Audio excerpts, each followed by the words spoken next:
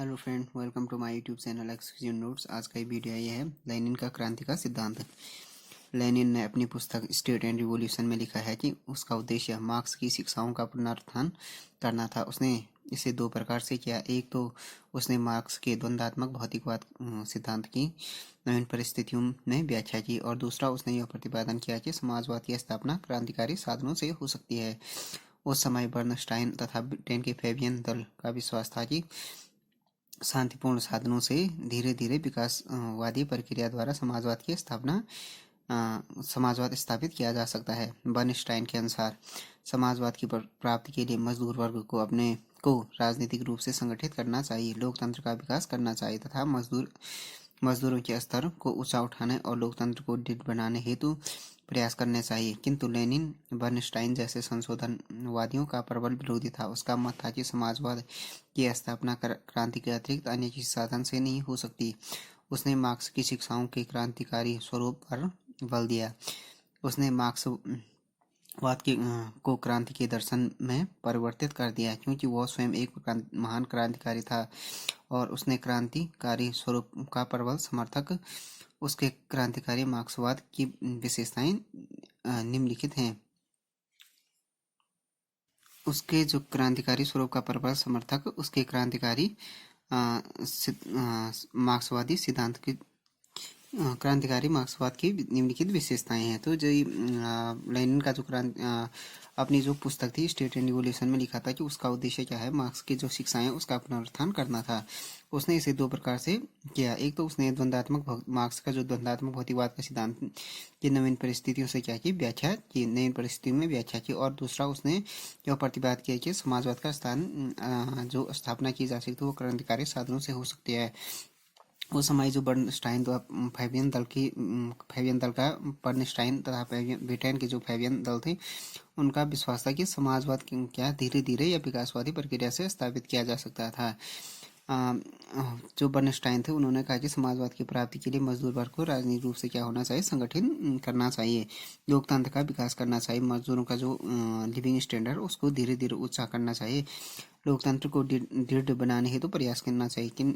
किंतु जो लेनिन था वो बर्नस्टाइन और जैसे संशोधनवादियों का क्या था, प्रबल विरोधी था। उसका मत था कि समाजवाद की स्थापना केवल क्रांति के द्वारा ही हो सकती है। जो उसकी क्रांतिकारी मार्क्सवाद का सिद्धांत है उसकी निम्नलिखित विशेषताएं हैं। फर्स्ट हो गया क्रांति की अनिवार्यता। अपनी प्रारंभिक रचनाओं जैसे दास कैपिटल, मार्क्स जो था अपनी प्रारंभिक रचनाओं जैसे दाल कैपिटल तथा साम्यवादी घोषणा पत्र में मार्क्स का झुकाव क्रांति की ओर है, जबकि बाद की रचना में वह क्या हो जाता है, वह विकासवादी हो गया। अपने जीवन के उत्तरार्ध में मार्क्स यह मानता था कि मानने लगा था कि अमेरिका और ब्रिटेन जैसे औद्योगिक दृष्टि से अत्यंत उन्नत देशों में समाजवाद की स्थापना क्रांति के बिना कार्मिक विकास द्वारा संभव है। उस समय मार्क्स के अनेक अनुयायी और संशोधनवादी मानने लगे थे कि मार्क्स के सिद्धांत का प्रचार शांतिपूर्ण रीति से होना चाहिए, परंतु लेनिन तो क्रांतिकारी था। वह रूस में क्रांति की परिस्थितियों उत्पन्न होने की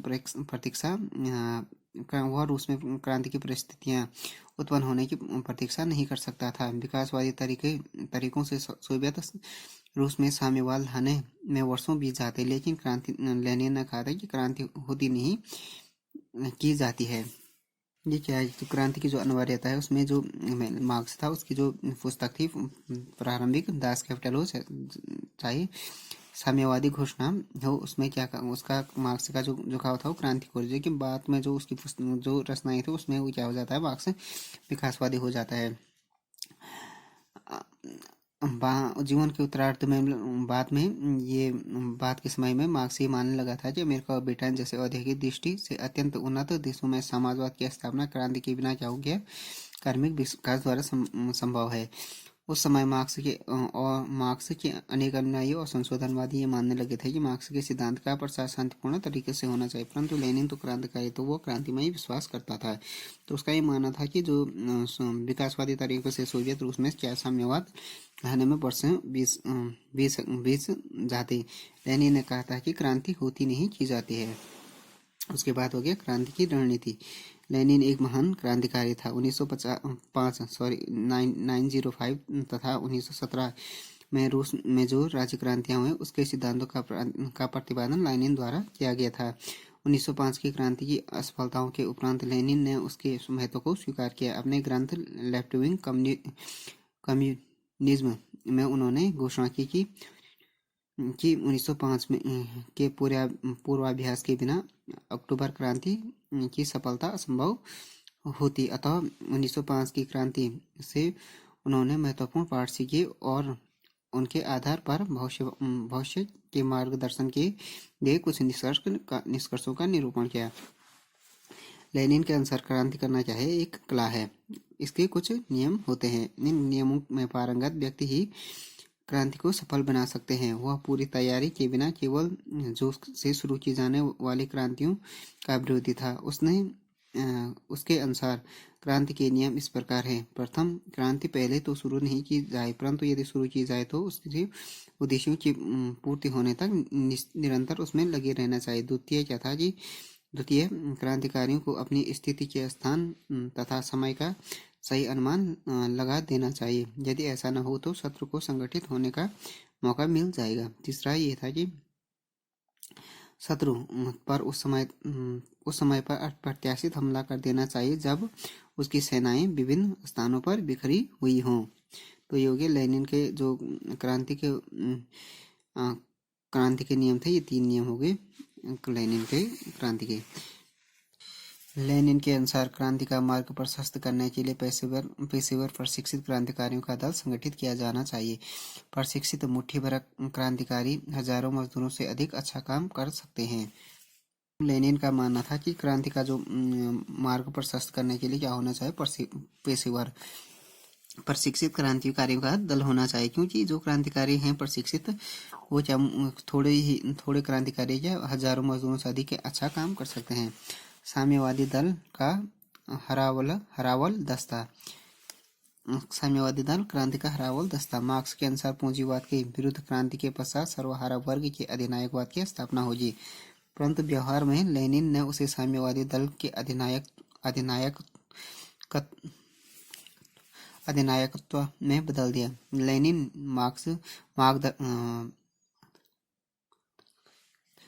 लेनिन क्या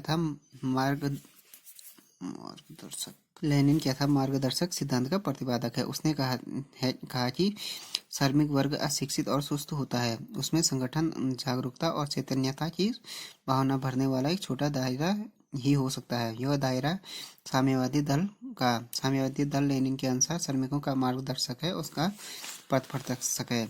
लेनिन ने साम्यवादी दल के संगठन एवं कार्य के लिए प्रजातांत्रिक केंद्रवाद के सिद्धांत को जन्म दिया। इस सिद्धांत के अनुसार पार्टी के संगठन नीचे की इकाइयों से लगाकर ऊपर सबसे ऊंची इकाई तक प्रत्येक में चुनाव एवं कार्य प्रजातांत्रिक तरीके से होंगे। नीचे की इकाई ऊपर की इकाई निर्वाचन करेगी और पूर्ण प्रजातांत्रिक पद्धति केंद्रवाद पर आधारित है।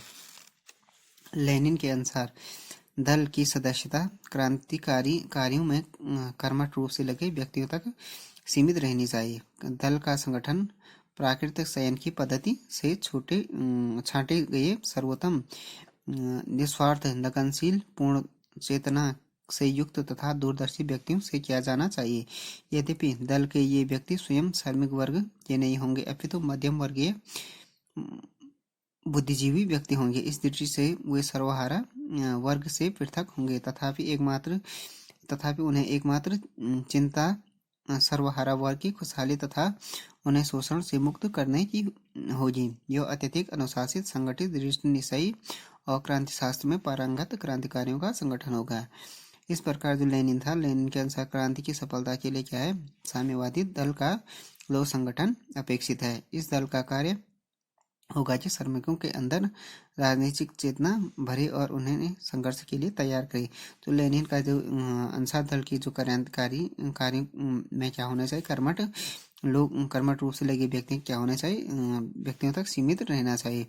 जो दल की सदस्यता क्या होनी चाहिए, क्रांतिकारी कार्यों में कर्मठ रूप से लगे व्यक्तियों तक ही सीमित होना चाहिए। दल का संगठन प्राकृतिक चयन की पद्धति से छांटे गए सर्वोत्तम, निस्वार्थ और लगनशील, पूर्ण चेतना से युक्त और दूरदर्शी व्यक्तियों से किया जाना चाहिए। यद्यपि दल के ये व्यक्ति स्वयं श्रमिक वर्ग से नहीं होंगे, अपितु मध्यम वर्गीय बुद्धिजीवी व्यक्ति से होंगे। इस दृष्टि से हुए सर्वहारा वर्ग से पृथक होंगे, तथापि उन्हें एकमात्र चिंता सर्वहारा वर्ग की खुशहाली तथा उन्हें शोषण से मुक्त करना होना चाहिए। यद्यपि यह अत्यधिक अनुशासित, संगठित, दृढ़ निश्चयी और क्रांति शास्त्र में पारंगत क्रांतिकारियों का संगठन होना चाहिए। यह होगा। इस प्रकार लेनिन जो कहता है क्रांति की सफलता के लिए साम्यवादी दल का संगठन अपेक्षित है। इस दल का कार्य होगा कि श्रमिकों के अंदर राजनीतिक चेतना भरे और उन्हें संघर्ष के लिए तैयार करे। तो फ्रेंड्स, ये वीडियो हो गया लेनिन का क्रांति का सिद्धांत और जो क्रांतिकारी मार्क्सवाद के सिद्धांत की विशेषताएं, क्रांति की अनिवार्यता, क्रांति की रणनीति और क्रांति की साम्यवादी दल, उसके बारे में ये video. Thanks for watching this video. If you like this video, please subscribe my channel and like, share and comment on this video.